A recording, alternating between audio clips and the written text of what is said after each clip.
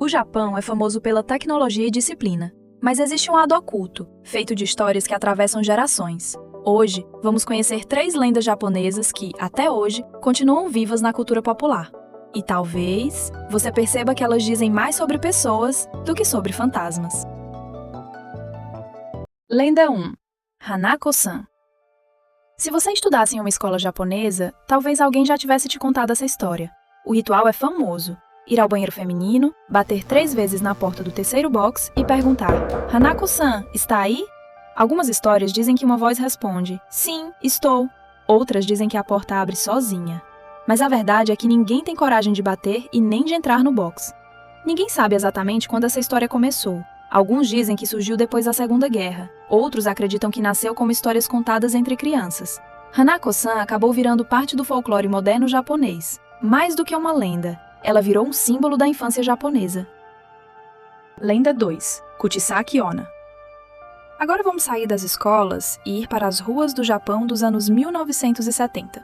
Naquela época, começaram a surgir rumores entre estudantes. Histórias sobre uma mulher que abordava pessoas andando sozinhas. Ela usava máscara cirúrgica, algo extremamente comum no Japão. Ela perguntava: eu sou bonita? Se a pessoa dizia sim, ela removia a máscara, revelando uma boca cortada de orelha a orelha. O mais curioso é como essa lenda se espalhou.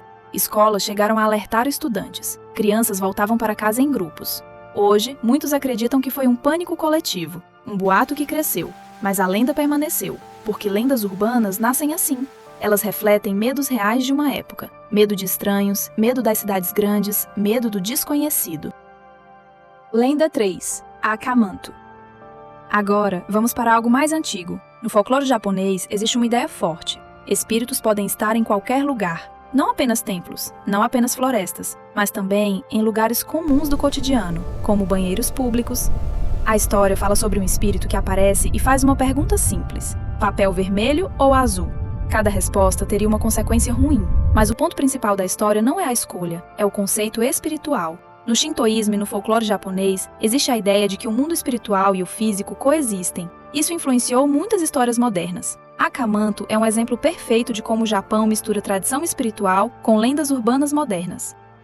Essas histórias não sobreviveram por acaso, elas mudaram com o tempo, se adaptaram a novas gerações e continuam sendo contadas. E essas lendas viraram parte da identidade cultural. Se este conteúdo foi útil para você, deixe seu like e compartilhe o vídeo. Isso ajuda o canal a alcançar mais pessoas interessadas em histórias reais do Japão. Arigatô e até o próximo vídeo!